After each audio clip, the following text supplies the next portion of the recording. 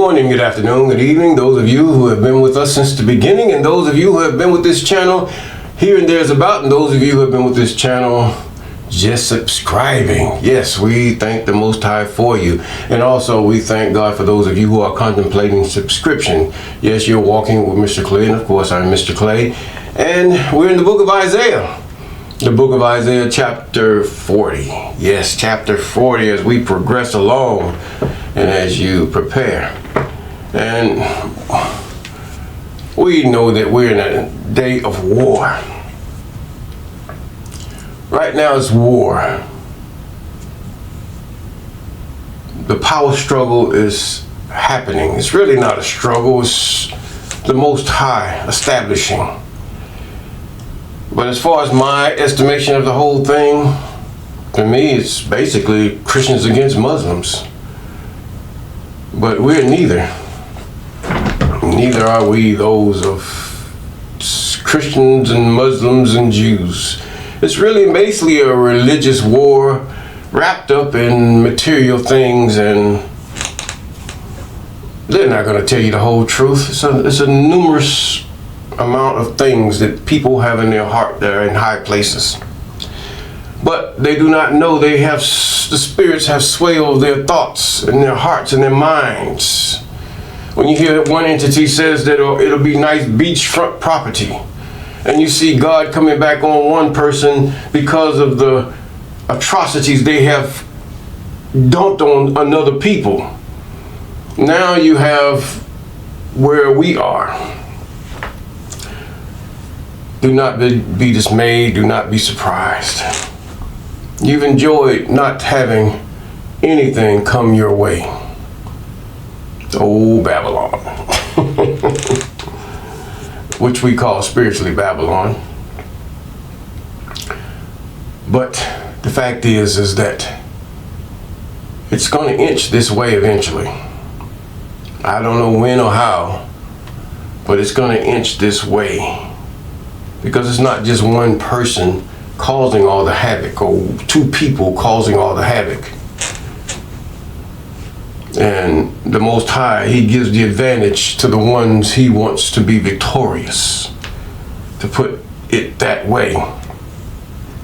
All I'm going to say is take your easy chair and put it to the side.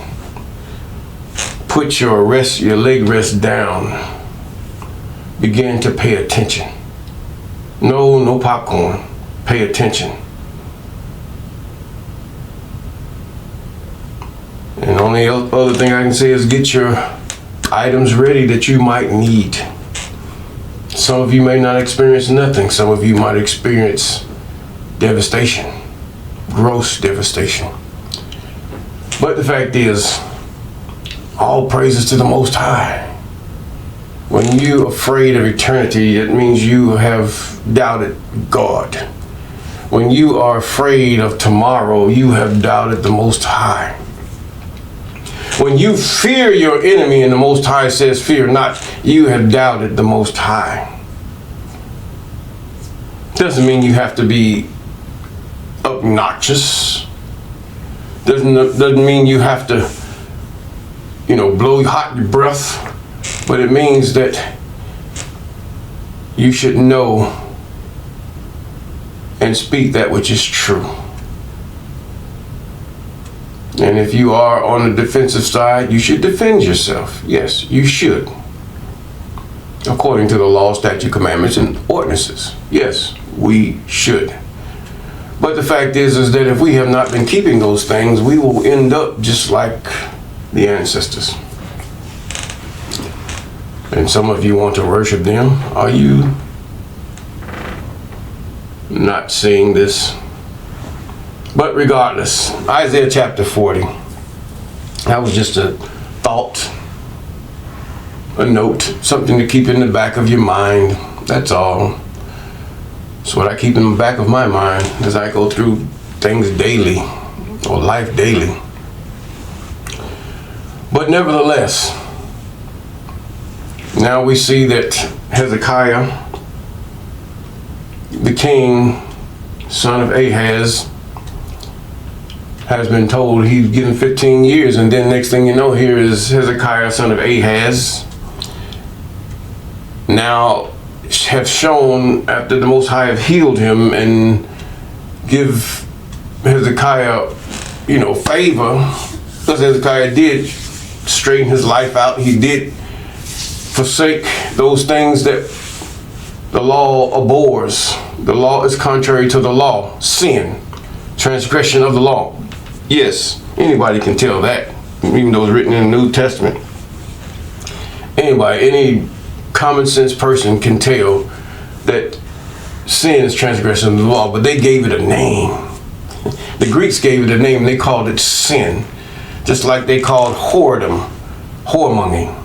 And they called, should I say, whore, they call it a prostitute or promiscuous woman. The language changed as far as the Old English. The language changed to try to ease it up, because whore is a very strong word, and even though it means the same as a fornicator, or whoremonger, it means the same as a fornicator, it's still the same thing. Be careful of these definitions. It's just like we say death means separation. That's what it means, but throughout the years, death is redefined. Excuse me. But death is redefined. And we must always try to find out what is someone saying. Who, what, when, where, and how. All right. We are in Isaiah chapter 40 and verse 1. Comfort ye, my people, saith your God. Speak comfortably to Yasharal, or Jerusalem, and cry unto her that warfare is accomplished. Warfare is accomplished. That her iniquity is pardoned, for she hath received the I am's hand double for all her sins. Now, what he's projecting is the Persian reign, the Persian conquest, the war that it went on through Assyria, Babylon, and then Persia, and all these things that have happened. The Most High, the people have asked forgiveness in the book of Ezra and Nehemiah. They have started practicing the law, statutes, commandments, and ordinances the best they can in those books.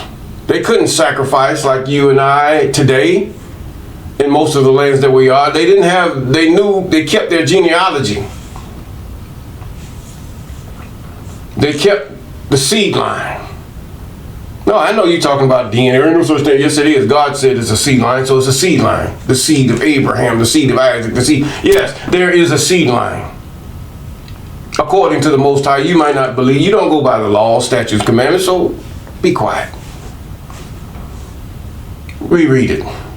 You go get your New Testament and just go in, or your Quran, and go where you got to go and study your book.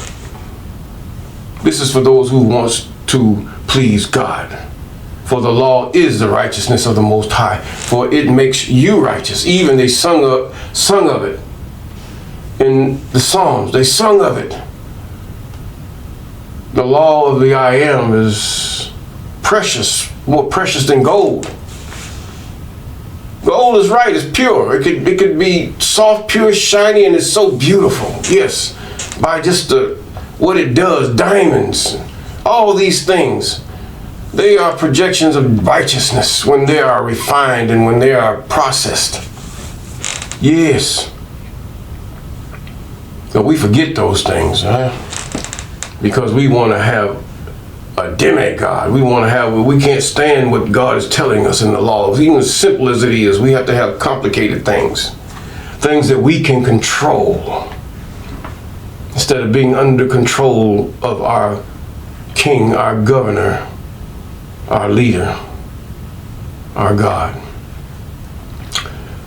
He said, comfort them. He's not talking about no Jesus. No. See, Christians are going to take this, or, they're going to take it and twist it. You've heard sermons about it, many of you that hear me this day. They twist it. This is when they speak around Christmas time. Yes, Christmas time. It's no good. He says that her iniquity is pardoned, for she hath received the I am. She has received because she has practiced. Jerusalem. During the Persian reign, as I said before, she has started practicing the statutes, laws, and commandments best she knew how. And God forgave Jerusalem, forgave Judah, those who would repent their sins. Don't get God wrong. God is not silly. Now he says, the voice of him that crieth in the wilderness, prepare ye the way of the I am, make straight in the desert the highway of our God. Yes. Oh, that's John the Baptist. No, it's not John the Baptist. Keep reading. Every valley shall be exalted, and every mountain and hill shall be made low, and the crooked shall be made straight, and the rough places plain. He's talking about the law here. And the glory of the I am shall be revealed, and all flesh shall see it together, for the mouth of the I am has spoken it. In other words, deliverance from captivity, deliverance and freedom to go back to where you once were. That is to Jerusalem, to sacrifice, to praise the I am, to give God the glory.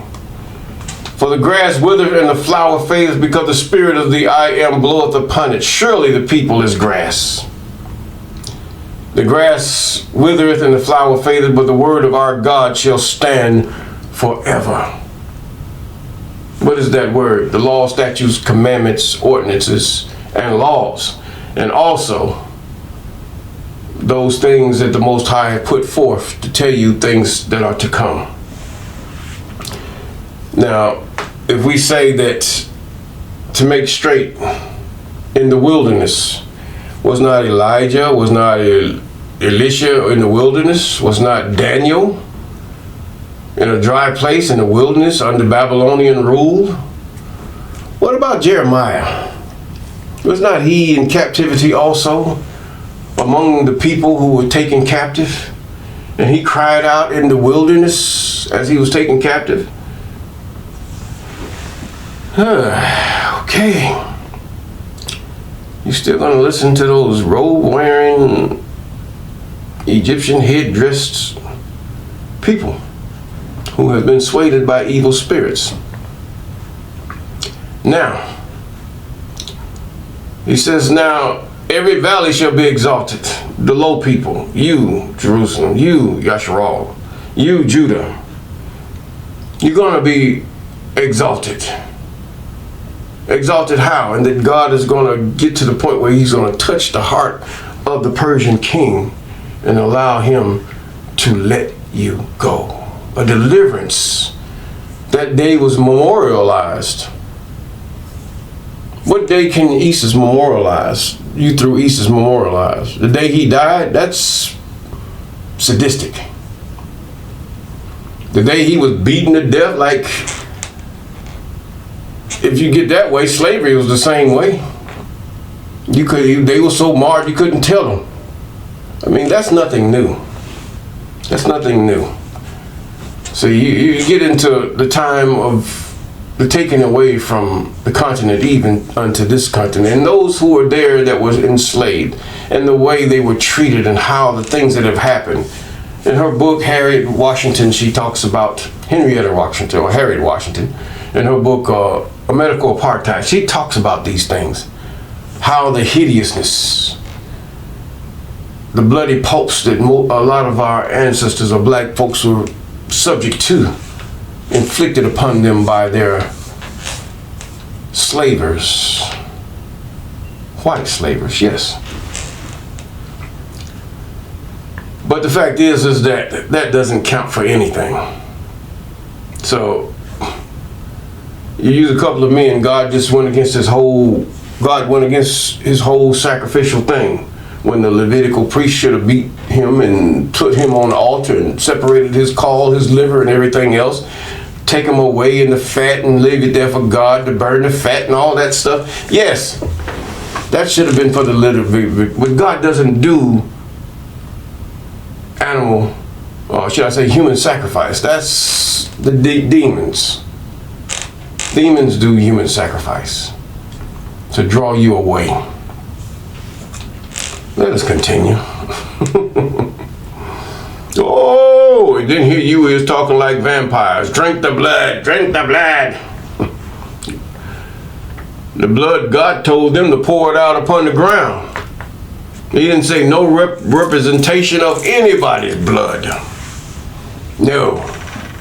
But we're going to get to that 53 in a little bit. Anyway, he says the mouth of the I am is spoken. He's talking about deliverance shall come. The voice said, cry. And he said, what shall I cry? All fresh is as grass. Godliness thereof is as the flower. Goodliness thereof is as the flower of the field. And the grass withereth and the flower fadeth, because the spirit of the I am bloweth upon it. One spirit. Surely the people is grass. The grass withereth and the flower fadeth, but the word of our God shall stand forever. O Zion, that bringeth good tidings, get thee up, get into the high mountains, O Yasharal, or Jerusalem, that bringeth good tidings, lift up thy voice with strength, lift it up, be not afraid unto the cities of Judah. Behold your God. At the time that during the time of Ezra and Nehemiah, there was good news that was published because of that the Most High used a humble young woman and a man that was faithful in the province, even unto the king. And when that news went forth, even though they were naysayers, what happened? The people rejoiced, especially at the hearing of the law. And they wept and they cried. They kept the Passover. They kept the commandments, statutes, ordinances, as they did when they were in captivity. Then they came out of captivity. This is what God is talking about. He shall feed his flock like a shepherd. He shall gather the lambs with his arm and carry them in his bosom and gently lead them, those that are with young. Where did they lead them? He led them back to Jerusalem, to Yasharal. Some stayed in the city and some moved in the outskirts. They were restored. You don't hear me. You don't even get it.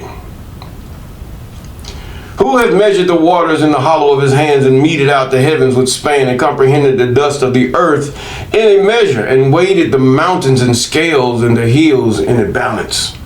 Who hath directed the spirit of the I am, or being his counselor taught him? Where is your Isus?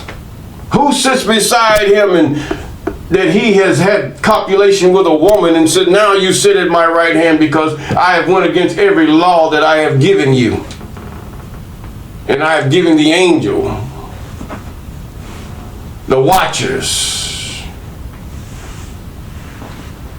You don't get it because you're blinded, and you will never get it until the Most High open your eyes. But many of you have got it, and we thank God for you. Yes. With whom he took counsel, who instructed him and taught him the path of judgment. Judgment what? He had to have a law in order to judge. See how bamboozled and we've been made fools of because we thought that one man could take away the sins of the world. When you can keep going back and sinning and that one man still will take away your sin. That's a lie.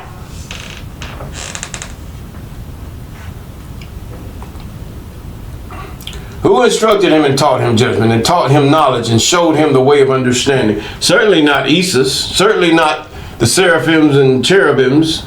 He's given them a task to do. He set them as a sign and an ensign before his face. He sets them there, even over the mercy seat. The Most High sends you signs with the images of those cherubims. You cannot see my face, but I will have mercy upon you. And that's what he did with David. He had mercy upon him. Mercy exceeds the law. Yes. And taught him knowledge and showed him the way of understanding. No. Behold, the nations are as a drop of bucket, and are counted the small dust of the balance. Behold, he taketh up the isles as a very little thing. So what is this war going on overseas, or whether it come here to the U.S. or whether it goes to Africa? That means nothing to the Most High. The Most High has a purpose. That purpose you don't know until God reveals it to whoever the Most High reveals it to. He has a purpose. It is up to us to seek the face of the I Am for that purpose and for understanding of what is about to happen. Behold, the nations are there. You know, he's saying these nuclear bombs and all this armament and these thousands and millions of people that you have in your country or that you have in your nation are nothing to me, says the Most High, is what he's saying. Then he goes on. He says, they're the drop of a bucket. In other words, it's a light thing to me. It's very light. You don't even faze me. He said, what he's saying, you don't move me. But I move you that you might be able to come to, the Most High moves you and me, that we might be able to see the error of our ways and to humble ourselves, to know that the righteousness of the law is not our righteousness. We yield to the righteousness of the Most High by obedience to the laws, commandments, statutes, ordinances, and laws. Yes, that the Most High put out. And the more that we do it and we begin collectively doing it, what's going to happen? He's going to bring us into the right place that we should be. Yes. Job can tell you that. Job was a righteous man. There's a way of being righteous, but proud. He was humble. He did that which was right. But yet the Most High showed him that you know nothing. He showed him that. You don't know nothing, man. Get it right. And all that I can be, it was the Most High that showed me that I need to correct my heart, to do these things that please my God to the best that I can do in this captivity that we're in now. We're in a captivity, whether you Israelite or whatever, it doesn't matter, or one who wants to join themselves to the Most High through the law, statutes, and ordinances that the Most High have delivered unto Jacob. The righteousness of the Most High. That which pleases the Most High. That is right. You don't hear me. You don't get it. No, you don't get it. You don't get it. But either way, he says, Lebanon is not sufficient to burn, nor the beasts thereof sufficient for a burnt offering. He says, not enough. All the nations before him are nothing. They are counted to him less than nothing and useless. Vanity. To whom will ye liken God, or what likeness will you compare him to? Your idolatries, your Isis. You've already compared him to an Isis. You already compared him to a rock on your Hajj, and you took the duties of an angel and caused him to be this messenger called Gabriel. You made him to be not only with this Mary, but also with Muhammad too. Contradicting the law, statutes, commandments, and ordinances of the Most High.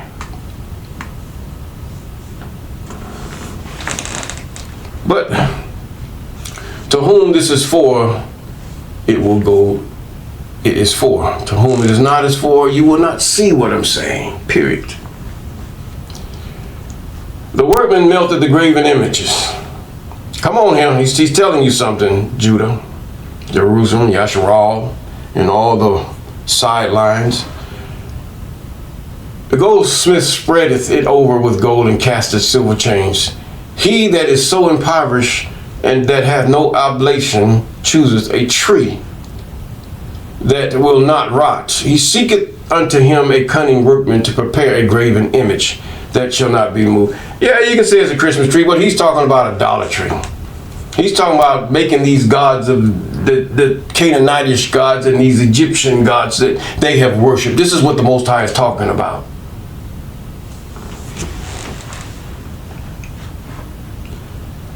Have ye not known? Have ye not heard? It had not been told you from the beginning? Have ye not understood from the foundation of the world? It is he, it is the I am that sitteth upon the circle of the earth, that the inhabitants thereof are as grasshoppers. In other words, your life is here and it's gone. Grasshopper contributes nothing. The grasshopper is a protein-packed parasite that does nothing but just destroy crops. They're good when it comes time to harvest. Harvest time is good time for grasshoppers, because the fact is, if you haven't harvested by the time the grasshoppers come, then you got a problem. They're gonna eat up your crops. Period. Unless you have some type of deterrent to keep them away. Now, let us continue. Have you not known? Have you not heard? Has not been told you from the beginning? Have you not understood from the foundation of the earth? The Most High sitteth upon the circle of the earth. So here it's saying the earth is a circle. Okay, I get that. Flat earthers, okay, we'll get you. It can be a circle too. You can be flat and then be a circle, flat circle, yeah. Okay. All right. Now it is he that sitteth upon the circle of the earth. Next verse. Verse 23. That bringeth the princes to nothing. Look what happened. Whatever happens in the earth, the people that have been taken out are taken out. Presidents die. Presidents are deleted. It is God that does these things for a reason. Whatever that reason is for you to pray and find out what the reason is. And if the Most High shows you, give God the praise. He maketh the judges of the earth vanity. The judges of the earth vanity. What does he mean by judges? Judges of the earth. So what you do when you say judge, what did they do? Why would they call judges in the book of Judges? I'm going to give that as a project for yourself. We'll come back up with it later. Why? It says, yea, they shall not be planted. Yea, they shall not be sown. Yea, their stock shall not take root in the earth. And he shall also blow upon them, and they shall wither, and the whirlwind shall take them away as stubble. What is a judge? He's talking about war here. He's talking about not taking root. The Most High didn't have to do hardly anything. The people, he stirred up nations and people to do it. That's what God did. That's the clue. Now, to whom will ye liken me? You liken them to Jesus? You liken them to the angel Gabriel, or that rock that fell from the sky that you go every year and pray to? Most of you. What will you liken the Most High to? Saith the Holy One, lift up your eyes on high, and behold who hath created these things, that bringeth out their host by numbers. He calleth them all by names, by the greatness of his might. For the I am is strong in power, one that not one faileth. Everything has a name. Every angel has a name. Do you know the name? I don't. I don't know all the names. All I know is what's been printed. Now, why sayest thou, O Jacob, and speaketh, O Israel, my way is hid from the I am, and my judgment is passed over from God. He's reproving Israel right now. He said, I'm going to deliver you, but now while Israel is going through war and hell and all kind of things in their time, or Jerusalem or Judah, whichever you want to call it, they're going through hell and war. Now they have to make up their mind to either forsake these images that they have gotten of the Canaanites and the Egyptians, surrounding people, stuff that you never even heard of. They are worshiping in the land of Canaan. He said, you liken me to these things: idolatry, hypocrisy, evilness. Even that goes on today, idolatry and hypocrisy. and you say God's coming to get you, Jesus coming through the air. Yeah, Jesus definitely not coming, but the fact is that God ain't coming for you. He ain't coming for an idolater. He's not coming for those who would take him and put him on the back burner and put a man in his place that he has not begotten, neither has he conceived through a woman. No. And nor has he sent his angel, Gabriel, who has a different job according to the book of Enoch. He didn't send him to no Mary. He didn't send Gabriel to no Muhammad. He didn't send to none of them. But yet we take these names that we hear in the true account and we attribute it to this something someone had made up. Okay. He says now, whom will ye liken me, or shall I be equal, said the Holy One. Now he says, now, idolatry, lift up your eyes on high. Behold, who hath created these things, that bringeth out their most by number. Them, he calleth them by names, by greatness of might. For he that is strong in power, not one faileth. Why sayest thou, O Jacob, and speaketh, O Israel, my way is hid from the I am? He says, hast thou not known, hast thou not heard, that the everlasting God, the I am, the creator of the ends of the earth, fainteth not, neither is weary? There is no searching of the I am's understanding. Doesn't need you. The I am giveth power to the faint, and to them that have no might, the I am increaseth strength. He's talking about those who would persevere in the laws, commandments, statutes, and ordinances that are so overwhelmed by the idolatries and the hypocrisies that are surrounding them.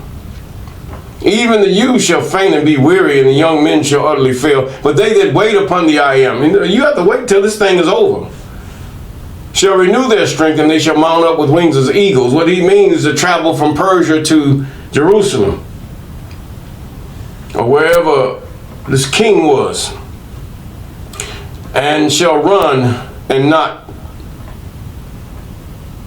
be weary, and they shall walk and not faint. This is what the Most High is talking about. You're going to be delivered. But now you got to be, this stuff had to be purged out of you. And by the time they got to the Persian Empire, they began to worship God. They began to go by the laws, commandments, statutes, and ordinances the best way they could, in the midst of a pagan society, a people who did not honor the Most High, until the Most High appeared unto the king of Persia in a dream and told him to let my people go, to send them and help them, give them back the things that you've taken from Babylon that belong to my people, and send them on. Yes, they were walking that straight way back to holiness, and they were willing and ready to serve the I am their God. And if we do those things that are right before the Most High, and serving the I am our God, even through the righteousness, which is the law, statutes, commandments, and ordinances, we will have peace.